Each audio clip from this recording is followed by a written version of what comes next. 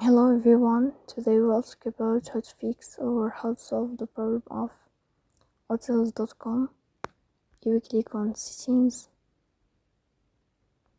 Here you can click on apps, default apps, app settings. On above you can search about hotels.com. Then you can click on first stop and you can click OK. Here we'll enter to the window of storage. Then you can click on clear cache. In the end you can go to Play Store.